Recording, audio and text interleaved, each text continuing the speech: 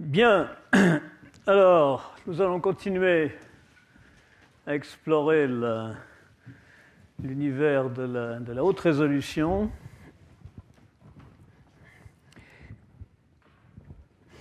Je rappelle l'idée de ce que nous voulons faire, des systèmes qui ressemblent à ça, qui seraient des télescopes géants en petits morceaux. Télescope géant en pointillés permettant de mieux voir les étoiles et autres objets dans le ciel.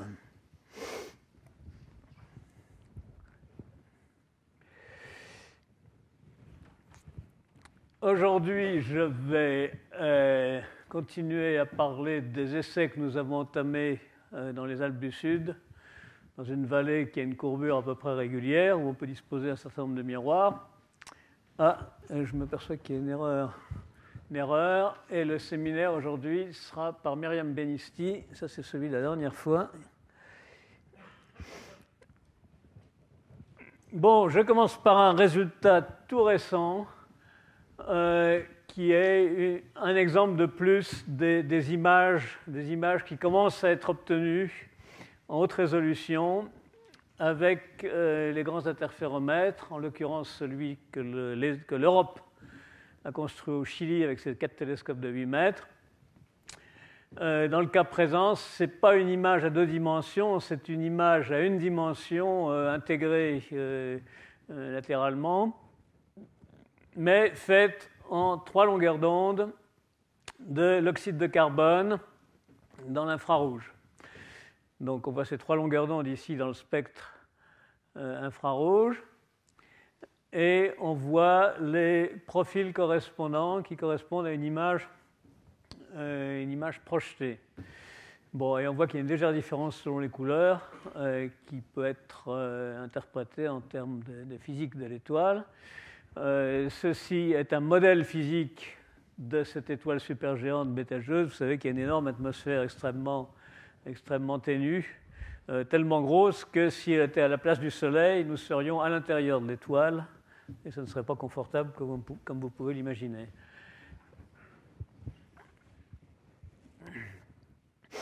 Donc ici, il s'agit d'une image qui n'est pas obtenue directement, qui est une image indirecte, qui a été reconstruite à partir de plusieurs séries d'observations utilisant des dispositions différentes des télescopes.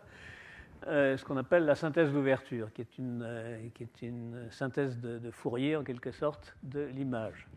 Bon, c'est ce qui se fait jusqu'ici classiquement, faute d'avoir un nombre d'ouvertures de télescopes suffisamment grand. C'est seulement lorsqu'on aura un très grand nombre d'ouvertures, enfin au moins une dizaine, quelques dizaines ou quelques centaines, qu'on pourra obtenir des images directes.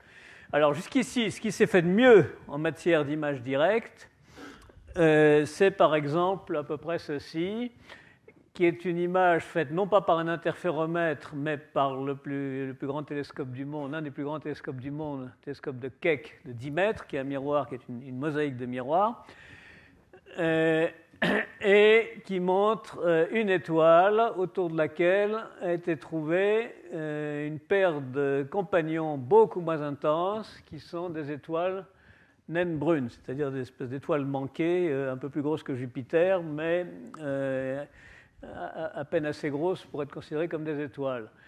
Bon, et ça a été fait dans l'infrarouge avec l'optique adaptative. Et grâce à l'optique adaptative, bon là sur l'étoile on ne voit pas parce qu'elle est trop brillante, il y a de la lumière qui éclabousse un peu partout, mais là on devine les anneaux d'Airy, les anneaux de diffraction. C'est-à-dire qu'on a reconstruit, grâce à l'optique adaptative, l'effet néfaste de l'atmosphère et de sa turbulence a pu être corrigé, et on commence à voir les anneaux de diffraction qui limitent, et la tâche de diffraction qui limite la résolution. Donc là, l'étoile est juste résolue, et ça correspond à une résolution de 40 millièmes de seconde d'arc, c'est-à-dire à peu près 25 fois meilleur que ce qu'on fait classiquement en présence de turbulence. Bon, alors actuellement, on n'a pas d'image directe. Alors là, c'est une image directe parce que c'est un télescope géant, ce n'est pas un interféromètre, mais on n'a pas pour l'instant d'image directe et de meilleure qualité que celle-là. Si l'optique adaptative marchait en lumière visible, on gagnerait un facteur 4 en résolution. Les tâches ici seraient 4 fois plus fines. Mais pour l'instant, c'est un peu plus difficile de faire marcher de l'optique adaptative dans le visible parce que l'effet de la turbulence est plus rapide, les distorsions de l'image, les speckles, tavelures se déforment plus vite, et donc il faut une optique adaptative plus rapide pour travailler dans le visible que dans l'infrarouge. Bon, alors cette étoile est un exosoleil, c'est-à-dire une étoile analogue à celle du Soleil, située beaucoup plus loin évidemment. Et on ne voit pas encore dans ce genre d'image les planètes que pourraient avoir, les exoplanètes que pourraient avoir ces exosoleils, mais beaucoup de gens actuellement essayent de voir ce genre de planètes qui, bien sûr, nous renseignerait sur la probabilité de trouver d'autres planètes ailleurs. Vous savez qu'on en a déjà découvert 700 environ. Donc quelques-unes ont à peu près les mêmes caractéristiques que la Terre. Bien, alors, les hypertélescopes dont je vais parler maintenant seront plus grands que ce télescope de 10 mètres. Bon, celui dont je vais parler aujourd'hui dans l'Ubaï fera 57 mètres dans un premier temps, ce qui donnera 2 millièmes de seconde d'arc de résolution au lieu de 40, ici, vous voyez. Donc on verra des détails beaucoup plus fins. Si nous parvenons à l'agrandir jusqu'à 200 mètres, on arrivera en dessous de la milliseconde d'arc, une demi-milliseconde d'arc en lumière visible. Si l'étape suivante à laquelle nous réfléchissons pour faire un hypertélescope de 1 km, si on y arrive, on arrivera là à un dixième de milliseconde d'arc, c'est-à-dire 100 microsecondes. Et si dans l'espace, on arrive à 10 km de dimension d'ouverture diluée, on arrivera à 10 microsecondes d'arc. Et si on arrive à 100 km, 1 microseconde d'arc. Bon, et si on en arrive là, si on photographie une Terre située à 10 années-lumière, eh bien l'image devrait ressembler à ça. Bon, ça, ce n'est pas une image d'artiste, c'est une vraie simulation de ce que donnerait la Terre vue à cette distance. Bon, donc c'est assez détaillé pour qu'on puisse essayer de chercher s'il y a de la vie dessus, s'il y a des taches vertes, si ça change de couleur en automne, etc. Bon, mais en principe, on saurait sur le papier, on saurait faire beaucoup plus grand encore. Par exemple, on saurait comment faire dans l'espace un hypertélescope de 100 000 km. Bon, qui lui donnerait 1 nanoseconde de résolution, ce qui permettrait de commencer à chercher à voir les détails des étoiles à neutrons, qui sont des étoiles extrêmement compactes, diamètre par exemple 20 km, comme le pulsar du crabe. Le pulsar du crabe, petite étoile qui clignote 30 fois par seconde avec la régularité d'une horloge au centre du résidu d'explosion qu'est la nébuleuse du crabe, semble être une telle étoile à neutrons qu'on pourrait en principe résoudre avec ce genre d'hypertélescope. Enfin, il y a encore du travail pour en arriver là. Bien, alors, par contre, ce qu'on peut espérer pouvoir faire à court terme, notamment dans l'Ubaï si le système fonctionne, c'est essayer de voir des transits d'exoplanètes. Bon, alors, imaginez un exosystème solaire, si on peut dire, c'est-à-dire un analogue du système solaire, mais situé en dehors du système solaire. Bon, situé par exemple à une dizaine d'années-lumière. Bien, de temps en temps, vous pouvez espérer voir passer devant son étoile, donc son étoile c'est l'exosoleil. Vous pouvez espérer voir passer devant une grosse planète comme Jupiter par exemple. Bon, l'exo-Jupiter. Bon, et puis aussi l'exo-Terre et l'exo-Lune. Bon, voilà l'orbite de la Lune à l'échelle, voilà la distance. Est-ce que cette distance-là est à l'échelle, je crois, à vérifier. Et en tout cas, la dimension de Jupiter par rapport au disque de l'étoile, c'est à peu près le 10e. Ça correspond, et la Terre aussi, c'est à peu près réaliste. Bon, alors, un hypertélescope comme celui de Lubaï, avec 200 mètres de base, aurait assez de résolution pour résoudre l'étoile, hein, puisqu'on a là 2 millièmes de seconde à l'échelle. Et il résoudrait presque cette tache noire de Jupiter, et il ne résoudrait pas la Terre. Mais néanmoins, on pourrait voir quand même la Terre, on verrait une zone ici, un peu plus foncée, due à la perte de lumière dans le pixel correspondant à la Terre. Bon, et par contre, le Jupiter, on verrait une tache noire assez contrastée là. Bon, et en fait, ce serait beaucoup plus facile de photographier ça, de voir ça, que d'essayer de voir les mêmes planètes un peu plus tard ou un peu plus tôt lorsqu'elles ont fini leur traversée du disque de l'étoile et qu'elles se trouvent en dehors, qu'elles se trouvent, je ne sais pas où, ici par exemple. Bon, parce que là, on ne pourrait voir que leur lumière réfléchie par la planète, qui est éclairée par l'étoile. Et cette lumière réfléchie est extrêmement faible parce qu'elle est diffusée par la planète, extrêmement faible, typiquement 10-6 par rapport à la lumière de l'étoile pour un Jupiter et 10-9 ou 10-10 pour une Terre. Donc c'est très difficile à voir. Il faut un coronographe extrêmement poussé pour essayer de retirer le plus possible la lumière parasite plus ou moins inévitable qui vient de l'étoile. Alors que si on profite d'un transit, c'est beaucoup plus facile à voir. Il n'y a pas besoin de coronographe, le contraste est bien meilleur. On comprend facilement que les conditions sont différentes et que c'est beaucoup plus facile à faire. Bon, ça c'est le pic de diffraction d'un hypertélescope de 200 mètres. Hein, à l'échelle. Donc vous voyez, il est légèrement plus gros que Jupiter. Donc la tache noire de Jupiter sera légèrement atténuée, légèrement contaminée par les pieds de ces taches de diffraction venant des parties brillantes du disque, mais quand même relativement facile à voir. Alors pour voir ça, il faut un hypertélescope de 200 mètres et il faut de l'optique adaptative. Alors ça devrait être, ça pourrait être possible dans quelques années.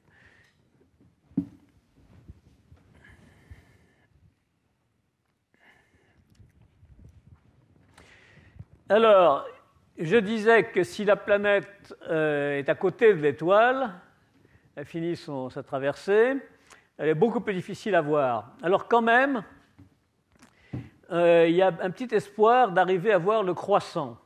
Alors il y a deux croissants en fait.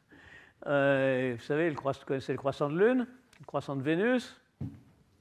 Bon, eh bien là, il pourrait y avoir un croissant de l'exotère ou de l'exo-Jupiter ici, parce qu'elle serait éclairée par son étoile de ce côté-là, et donc on verrait le croissant là, que j'ai représenté en bleu ici. J'ai représenté en bleu parce qu'on dit que la Terre est une planète bleue. Bon, mais ce serait extrêmement peu lumineux, et donc très difficile à voir. Par contre, de l'autre côté ici, vous avez un deuxième croissant qui devrait être beaucoup plus lumineux, dû à la réfraction. Vous savez que quand le Soleil se couche sur Terre, si vous avez un beau coucher de soleil au bord de la mer, vous continuez à voir le Soleil après qu'il soit couché, à cause de la réfraction de l'atmosphère. L'atmosphère se comporte comme un prisme, elle dévie un peu les rayons. Et surtout lorsque le Soleil est près de se coucher, parce qu'il y a une grande épaisseur d'atmosphère qui est traversée.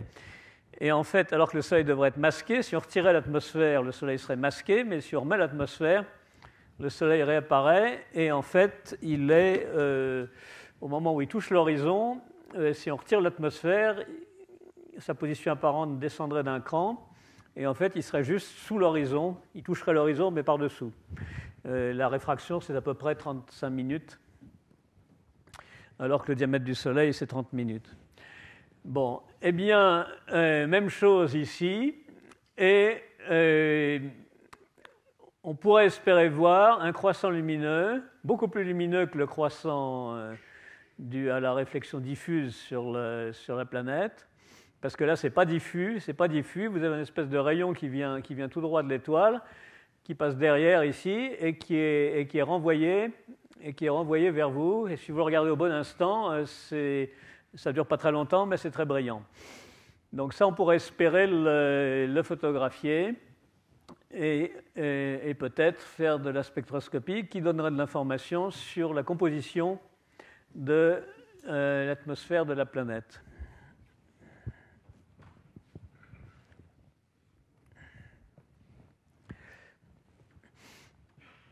Bon, alors pour ce qui concerne la formation des images dans les hypertélescopes, j'en ai déjà beaucoup parlé. Bon, j'ai dit qu'au départ, c'est l'équivalent d'un FISO. Vous savez, un FISO, vous prenez un petit appareil photo moderne chez le marchand du coin avec un zoom un peu puissant.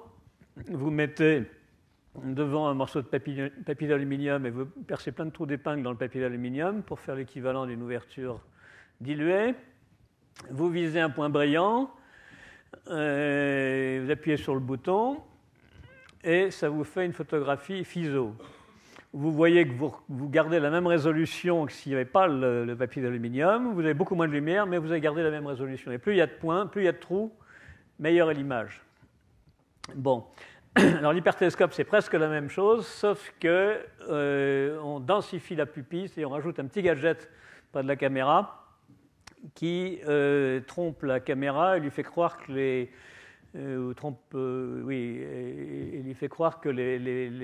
petits trous sont plus proches les uns des autres qu'ils ne sont en réalité, ce qui a pour effet d'augmenter l'intensité de l'image, de rendre l'image plus brillante, au prix d'une diminution du champ couvert.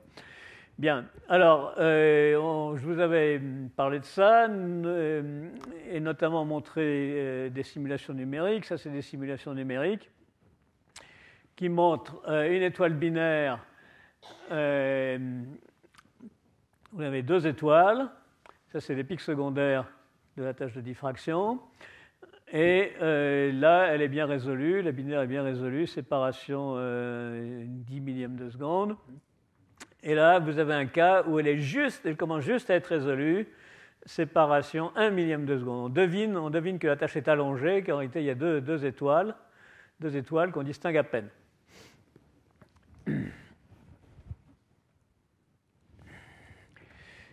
Bien, un collègue indien, Arun Surya, je lui ai demandé s'il pouvait simuler cette histoire de transit d'exoplanètes devant leur étoile. Alors, il a mis dans l'ordinateur une étoile avec deux exoplanètes devant, deux taches noires devant, une grosse et une petite.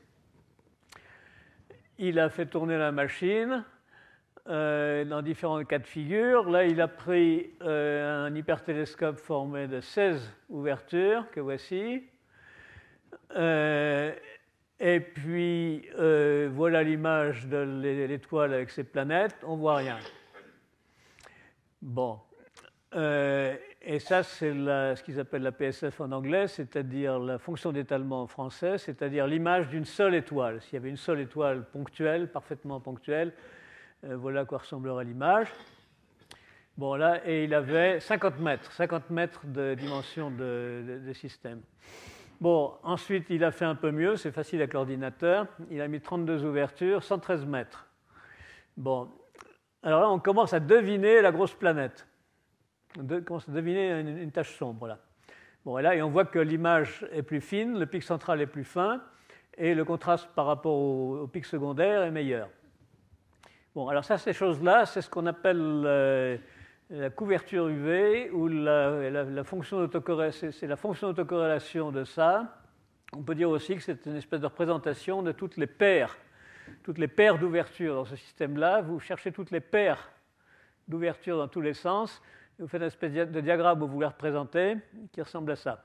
Et ça, c'est intéressant parce que ça dit quelles sont les composantes d'interférences qui interviennent pour former l'image. Bon, alors, il a encore été plus loin, il a mis 64 ouvertures, disposées en spirale, comme ça, on peut disposer un peu comme on veut, hein, ça n'a pas d'importance. Enfin, ça change un peu, ça Certaines dispositions sont plus intéressantes que d'autres. Et il a agrandi à 237 mètres. Alors là, l'autocorrélation devient beaucoup plus riche. En gros, le nombre d'ouvertures croît comme le carré, le nombre de points ici croît comme le carré du nombre d'ouvertures ici. Et le pic d'image, la fonction d'étalement devient beaucoup plus favorable, avec un pic qui se détache mieux du fond. Et là, on commence à voir non seulement la grosse planète, mais la petite planète. Bon, et puis ensuite, il a mis 365 mètres, 96 ouvertures, et là, on commence à voir nettement mieux. Bon, on voit tout de suite l'intérêt d'avoir des ouvertures plus nombreuses, et il confirme donc que on peut espérer voir des transits de planètes, d'exoplanètes devant leur étoile, sans trop de difficultés, sans coronographe, parce qu'on a des contrastes assez forts.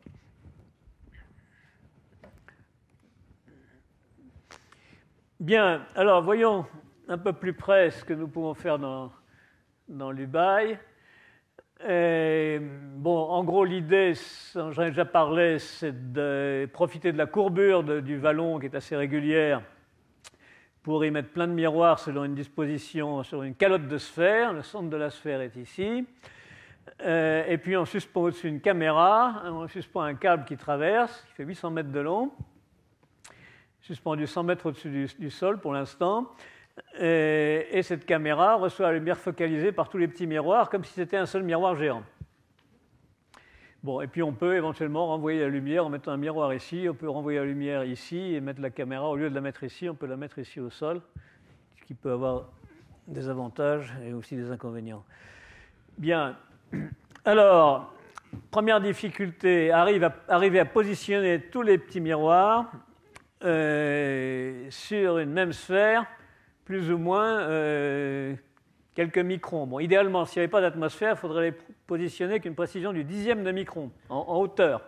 Ce qui compte, c'est la hauteur. Latéralement, ça n'a pas une grande importance. Les miroirs peuvent être la position n'est pas critique. Mais en hauteur, il faut qu'ils soient tous à une fraction de micron, idéalement, si on veut que tout soit bien en phase, que toutes les contributions soient bien en phase sur la caméra, avoir une interférence constructive qui produit le pic d'interférence. Sinon, le pic est détruit et on a des speckles ou tavelures. Bon, alors, évidemment, l'atmosphère perturbe les longueurs de trajet suivies par la lumière,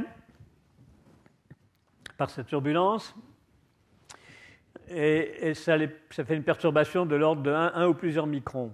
Micron, c'est un millionième de mètre, un millième de millimètre. Bon, et ces perturbations détruisent l'image, mais on peut corriger avec de l'optique adaptative, avec un miroir déformable très rapidement. Bon, et pour ces raisons, ce n'est pas la peine de positionner tous les éléments de miroir à mieux que le micron près. Si déjà on atteint un micron ou quelques microns, c'est déjà pas mal. Alors, les collègues de l'Observatoire de Haute-Provence, le corollaire et Julien de Jong, ont expérimenté un système de laser pour faire cette mise en place des miroirs, pour mesurer les erreurs de hauteur des miroirs et pour pouvoir les corriger en agissant sur des petites vis micrométriques. Chaque miroir est porté par 3 vis micrométriques. Bon, alors ils ont fait un système où ils ont 3 miroirs espacés de 9 mètres et ils ont un énorme ballon à hélium qui suspend la caméra, laquelle est stabilisée par des fils obliques très rigides en Kevlar, et un système de treuil qui permet de positionner, piloté par ordinateur, qui permet de positionner tout ça. Et ils ont utilisé un laser blanc pour faire des interférences qui permettent de mesurer les erreurs de position des miroirs à l'échelle du micron. Alors, voilà un des miroirs, voilà un autre. Vous avez une source ici qui est un laser blanc. Ça marchera aussi avec une simple vulgaire lumière blanche, mais ce serait beaucoup moins brillant, ce serait plus difficile à faire. Vous éclairez, alors vous mettez près du centre de courbure du miroir géant. Donc le miroir géant est censé être comme ça, il a un centre de courbure par ici. Près de ce centre, vous mettez un miroir courbe, concave ou convexe, qui fait gros comme ça à peu près. vous l'éclairez avec le laser, il renvoie la lumière vers les miroirs. Là, il envoie sur les différents miroirs. La lumière revient comme ce miroir. En fait, ça fait une espèce de point virtuel de lumière laser ici, au centre de courbure. Et vous savez que dans ces conditions, la lumière qui revient elle aussi vers le centre de courbure. Et du coup, elle va revenir là, elle va revenir près du laser. On s'arrange pour que ce soit un peu de travers, pour que la lumière revienne sur un miroir ici qui renvoie sur une caméra. Bon, et sur cette caméra, qu'est-ce qu'on voit? On voit des interférences dues au fait que la lumière qui revient de ce miroir-là et celle qui revient de ce miroir-là interfèrent. Bon, alors, si vous déplacez un tout petit peu l'un des miroirs de quelques microns, vous voyez que ces interférences se déplacent. Donc c'est un critère extrêmement sensible qui permet de régler la position des miroirs à disons, un micron près. Alors là, c'est bien réglé. Là, c'est moins bien réglé. Alors ça, c'est pas des vraies interférences. Ça, c'est une simulation numérique.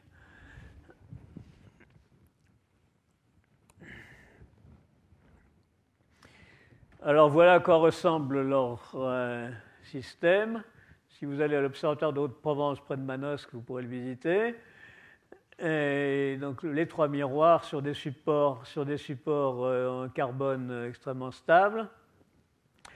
Là, ils ont mis un peu de béton, alors que dans l'Ubaï, sur le système plus grand que nous construisons, nous éviterons de mettre du béton. Nous avons promis au parc du Mercantour de mettre aucun béton, rien qui ne soit pas démontable après utilisation. Et puis là, vous avez une table très rigide en nid d'abeille qui porte le laser blanc et le miroir là et notre caméra, etc. Voilà le petit miroir convexe qui est suspendu à 70 mètres de haut sous le ballon, qui se trouve ici. Et puis, il y a 6 fils en Kevlar qui permettent de stabiliser l'ensemble de la configuration. Et voilà les vraies interférences de laser qu'ils ont filmées. Est-ce qu'on voit quelque chose? Oui, il faut vraiment regarder de près. Là, on devine des interférences ici, d'autres ici. En fait, il y a 3 systèmes d'interférences, et d'autres ici. Là, on voit l'interférence oblique comme ça, là, ici. Bon, enfin, eux arrivent à les voir, c'est le principal. Et là on ne voit pas grand-chose. En regardant bien, on voit quand même. C'est peut-être le projecteur qui perd un peu. Bon, enfin bref, ils disent que là, ils ont 50 microns d'erreur de co-sphérisation, et là, quelques microns. Et là, donc, ils ont pu corriger avec les vis micrométriques, et là, ils arrivent à quelques microns. Donc voilà une technique qui permet, en principe, de mettre de co-sphériser sans petit miroir, avec la précision voulue. Bon, alors, le montage que nous préparons dans l'Ubaï, ça ressemble à ça. Donc, vous avez ce vallon, là, vu par Google Earth, ou géoportail, je ne sais pas trop. On tend un câble de 800 mètres accroché en haut du couloir d'avalanche, là, et puis là, au pied de la falaise. Et puis, et ce câble, alors il porte une nacelle avec la caméra, et ce câble, on peut le descendre facilement en mettant une poulie ici et un treuil ici qui renvoie, donc en tournant la manivelle, permet de descendre le câble. Et la caméra est 100 mètres au-dessus des miroirs. Alors les miroirs sont ici fixés sur des trépieds très rigides qui ressemblent à ça. Voilà un. Ce sont des miroirs qui sont petits, qui font 15 cm. Quoi d'autre? Il faut mettre des clignotants pour protéger les hiboux, pour pas qu'ils se cognent dessus la nuit. Et pour protéger les avions aussi. Il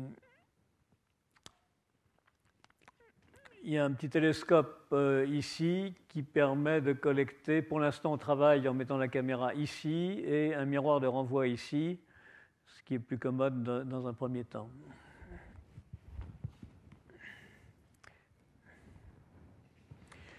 Alors, on peut se demander si ce miroir géant en pointillé, il vaut mieux le faire sphérique ou parabolique. Alors vous savez que c'est une vieille bagarre en optique.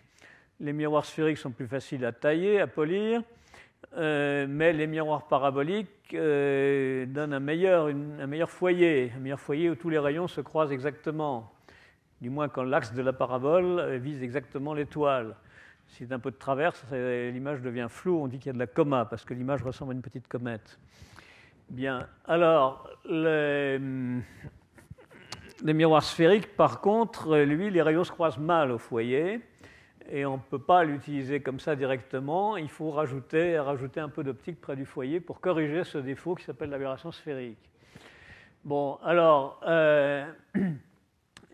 en fait, un grand miroir comme ça, il y a une très faible différence entre la sphère et la parabole. Alors voilà, de façon vaguement réaliste, la différence. Donc là, ce serait un bout de sphère. Et puis là, un bout de parabole. Bon, et on s'est arrangé pour qu'au voisinage de la partie centrale, les deux soient confondus. C'est-à-dire que les rayons de courbure sont les mêmes, mais à une certaine distance, quand on s'écarte, l'écart s'accroît. S'accroît comme la puissance 4 de la distance à l'axe.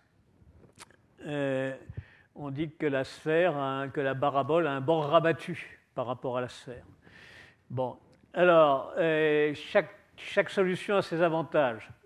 Bon, le problème de la sphère, c'est qu'il faut rajouter près du foyer un système correcteur à miroir, qui n'est pas forcément facile à faire. Bon, qui peut être assez encombrant. Bon, alors que la parabole donne une image directe au foyer,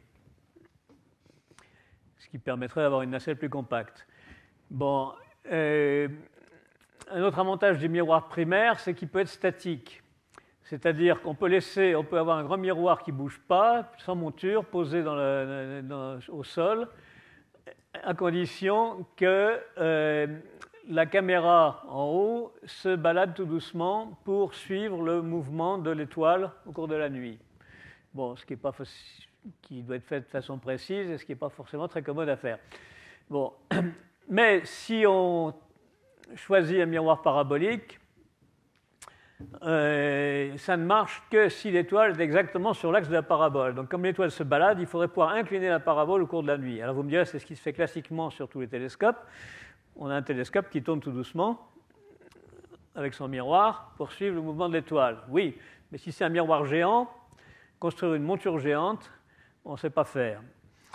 Donc, il y a un problème. Alors, il y aurait une solution, c'est de déformer le miroir parabolique pour qu'il change tout doucement de forme, légèrement de forme, pas besoin qu'il change beaucoup, qu'il se déforme légèrement pour suivre le mouvement de l'étoile. Autrement dit, par exemple, une heure après, au moment où l'étoile passe au transit, c'est comme ça. Une heure après, il faudrait que l'axe de la parabole, au lieu d'être ici, il soit ici, par exemple. Donc, en quelque sorte, il faudrait faire glisser la parabole sur la sphère, mais comme on ne peut pas la faire glisser, on se contente de bouger verticalement tous les petits miroirs, comme ici ce sera une parabole en pointillé. Puis, bon, on la voit en pointillé, mais en réalité, il y aura plein de petits miroirs dessus. Il suffirait de déplacer verticalement les petits miroirs et de les retoucher un peu leur inclinaison pour que ça convienne.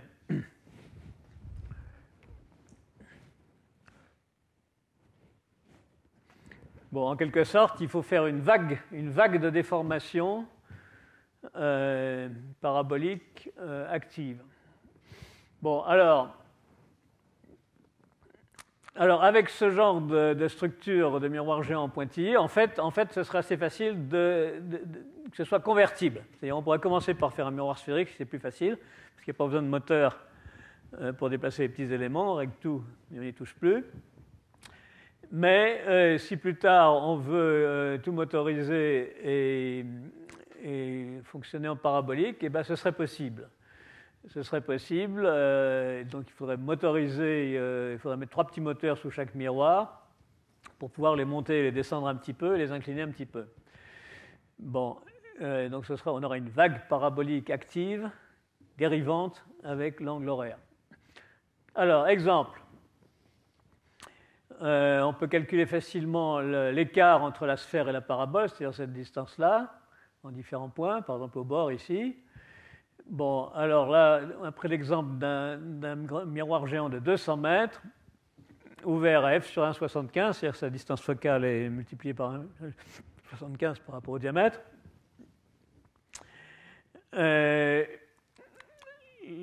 Au bord, la différence entre la sphère et la parabole, c'est 37 mm. Vous voyez que ce n'est pas énorme. Et si les petits miroirs font 150 mm, ce qui est le cas actuellement, on peut s'inquiéter que est-ce qu'il ne faudrait pas, en même temps qu'on déplace les petits miroirs, est-ce qu'il ne faudrait pas en même temps les déformer un peu pour qu'ils épousent bien la parabole. Et ben, le calcul montre que c'est négligeable. C'est négligeable. On a une variation de flèche théorique de 127 nanomètres, c'est-à-dire des millièmes de micron, ce qui est tolérable. Vous savez que la tolérance classique en optique, c'est un quart de longueur d'onde sur l'onde. Et quand vous réfléchissez sur un miroir, si vous avez une bosse sur le miroir, une bosse de hauteur epsilon, ça vous fait sur l'onde, ça vous fait une déformation de 2 epsilon, parce qu'il y a l'aller et le retour. Donc ça, c'est à peu près dans la tolérance pour la lumière visible.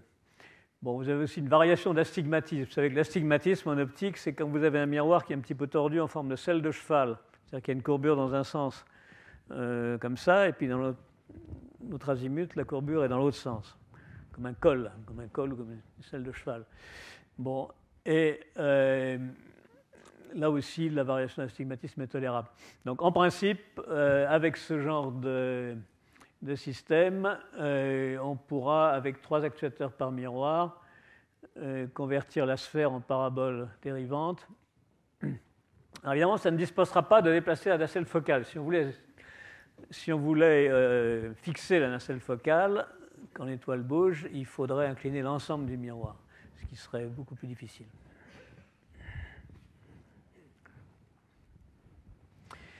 Bien, alors, il se trouve que les radioastronomes qui rêvent aussi de miroirs géants et d'interféromètres avaient construit à Arecibo un miroir géant sphérique de 330 mètres dans une cuvette naturelle. Si vous allez aux Antilles, vous faire bronzer, profitant pour aller le visiter.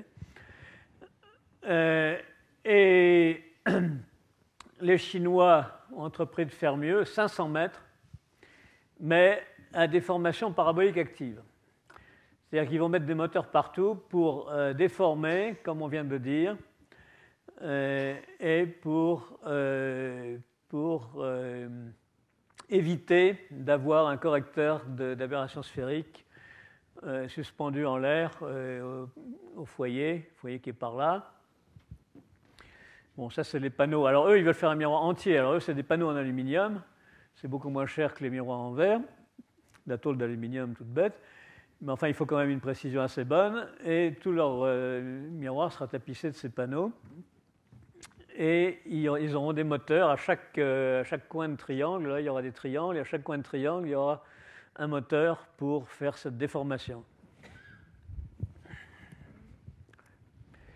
Bien, alors revenons à nos montagnes. Alors il y a des belles falaises avec des belles fleurs, parce que les moutons n'y vont pas. Là où vont les moutons, c'est le désastre. Et là, on peut accrocher des câbles en prenant quelques précautions pour ne pas accrocher les avions et les oiseaux. En particulier le célèbre gypaète barbu, une espèce de vautour qui fait 2,50 m, voire 3 mètres, qui est un oiseau magnifique, qui est très rare. Au printemps, les mélèzes sont en fleurs. Le village de Bayas est tout près, 2 km en aval. Voilà le vallon. C'est près du col de la Cayolle. Et voilà le même endroit. Il y a le soleil le matin, il y a le soleil le soir, mais en automne, il n'y a pas de soleil à midi parce qu'il accroche le sommet de la crête là-haut. Alors, sur les pentes, il y a des forêts de mélèzes, surtout au nord, et dans le fond, il y a un petit torrent et une petite prairie qui n'a pas encore été broutée. Et voilà le câble qui est attaché ici, en haut de ce couloir d'avalanche, et de l'autre côté, dans la falaise. Voilà la même chose à peu près en été. Le couloir d'avalanche, c'est celui-là. C'est celui-là qui est moins mauvais que celui-là et celui-là. Et l'amarrage est ici. La station coudée est ici. Et voilà les supports de miroir. Et le système pour régler leur orientation. Alors, ce sont des tripodes en acier très rigides auxquels on ajoutera un système de compensation de dilatation pour que ça ne bouge pas à l'échelle de quelques microns si possible. Bon, la nacelle focale suspendue, la voici, donc 100 mètres au-dessus du fond. Et elle est pilotée à partir du sol comme une marionnette par 6 fils. La position est précise à 1 millimètre près, à peu près. Et l'orientation, il faudra qu'elle soit précise, enfin une fois asservie, il faudra que ce soit précis à mieux qu'une seconde. Et alors voilà, vue du petit télescope qui est au sud, là, voilà la nacelle sur fond de falaise. Et voilà les fils de pilotage qui là sont pas tendus. Normalement, il faut qu'ils soient assez tendus pour avoir une bonne précision. Alors, nous essayons différentes variantes de nacelles. Voici la nacelle actuelle qui a 2 miroirs correcteurs ici et ici. J'avais déjà montré ces images la dernière fois, je ne vais pas trop m'attarder. Voilà l'aberration sphérique classique d'un miroir sphérique. Voilà les 2 miroirs correcteurs de cette aberration sphérique. Voilà encore ces mêmes miroirs correcteurs, miroir numéro 2, miroir numéro 3. Le numéro 3 est très asphérique, taillé par une machine avec une pointe en diamant, de façon très précise. L'image corrigée de l'aberration sphérique se forme ici, passe par un petit trou du miroir et est ensuite reprise, agrandie et envoyée vers un système qui densifie la pupille et en traversant une lame déformée qui corrige les petits résidus de distorsion de la pupille avant de former l'image définitive qui peut être reçue sur une caméra ici. Bon, et alors l'effet de cette lame qui corrige la distorsion de la pupille, c'est d'améliorer l'étendue du champ. Voici sans cette lame, et là, avec cette lame, selon des calculs de simulation, si l'étoile s'écarte un tout petit peu si l'étoile est sur l'axe, l'image est parfaite dans les deux cas. Si elle s'éloigne un tout petit peu de l'axe, elle se dégrade ici. Vous voyez les anneaux d'interférence, les anneaux de diffraction qui se renforcent de plus en plus. Et c'est ça la fameuse coma qui apparaît classiquement au foyer d'un miroir parabolique quand il vise un peu de travers. Bon, et donc l'image est dégradée. Une image, il faut qu'elle soit la plus piquée possible, donc que la fonction d'étalement soit la plus serrée possible. Et voilà, si vous corrigez cette distorsion résiduelle de pupille, c'est nettement meilleur ici. Bien, alors,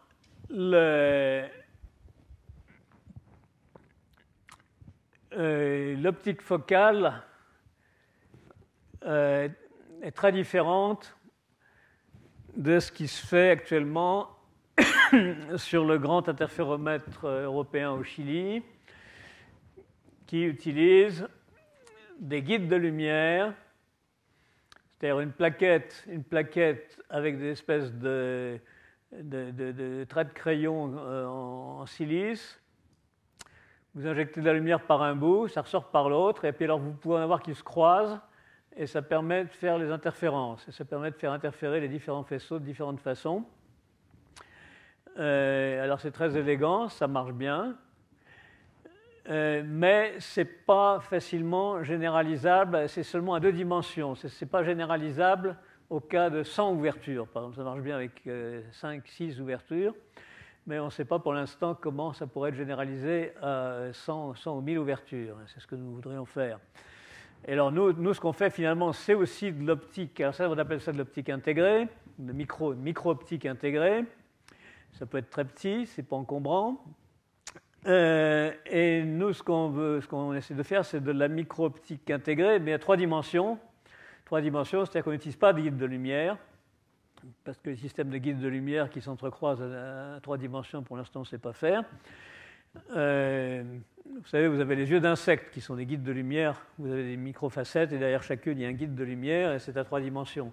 Bon, mais en laboratoire, on ne sait pas encore faire l'équivalent. Mais on peut faire ce dont on a besoin avec des trames de micro-lentilles. Une trame de micro-lentilles, ça ressemble justement à l'entrée d'un insecte. Vous avez des micro-lentilles là, qui peuvent faire 1/10 de millimètre. Et puis, vous pouvez avoir une deuxième trame ici avec d'autres micro-lentilles. Et avec une paire de micro-lentilles comme ça, une petite et une grosse, ça vous fait l'équivalent d'une micro-lunette de Galilée qui vous élargit la pupille, qui vous élargit le faisceau. Et c'est ce qu'on veut.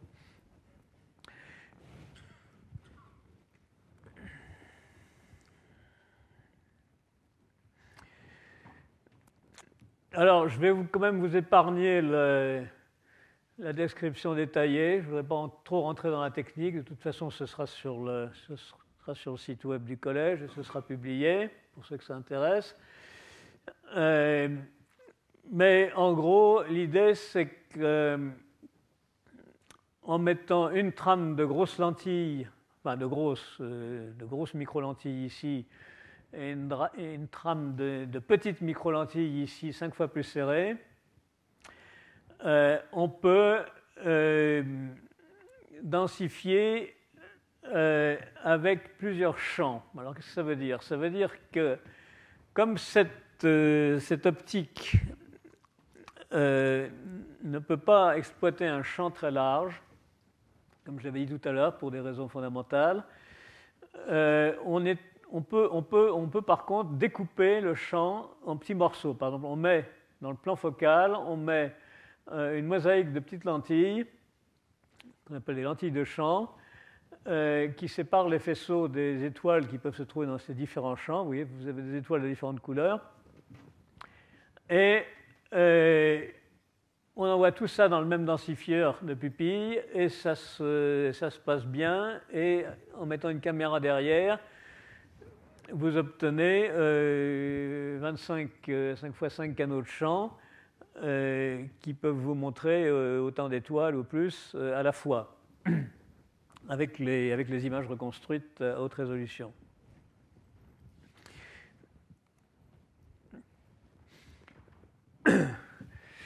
Bon, et alors du coup, l'ensemble ressemble à ça. Vous avez le miroir M2 sphérique, le miroir M3 asphérique, et puis derrière de la petite optique, et puis ensuite de la micro-optique avec ces 2 trames de lentilles, de micro-lentilles, et puis derrière la caméra qui n'est pas représentée là. Bon, enfin, je vais pas essayer de vous expliquer ça en détail parce que c'est un peu difficile, mais vous aurez la possibilité de voir dans la littérature. Bien, et j'en arrive à... j'en ai fini pour aujourd'hui. Mercredi, je vais parler de ce que pourrait être l'étape suivante d'un grand hypertélescope qui pourrait en principe être qu'on pourrait appeler un extremely large hypertélescope par comparaison avec le grand projet européen actuel d'un Extremely Large Telescope. Vous savez que l'Europe veut faire un télescope de 42 mètres à miroir mosaïque. Et nous regardons si, pour le même prix, on pourrait faire un hypertélescope de 1000 à 1200 mètres qui aurait la même surface collectrice, mais sous forme de petits miroirs écartés. Et comme il n'y aurait pas le prix d'une coupole géante, il n'y aurait pas de coupole, et il n'y aurait pas de monture, donc on économiserait beaucoup de ce point de vue-là, et donc ça permettrait de mettre en fait plus de surface de miroir que sur le télescope de 42 mètres. Donc en principe, si on peut mettre de l'optique adaptative, en principe, on pourrait voir des objets plus faibles, et donc faire de la cosmologie avec. Bon, et puis nous aurons un séminaire de Myriam Benisti sur les régions de formation planétaire révélées par interférométrie. Voilà, je vous remercie. Nous avons le temps pour quelques questions.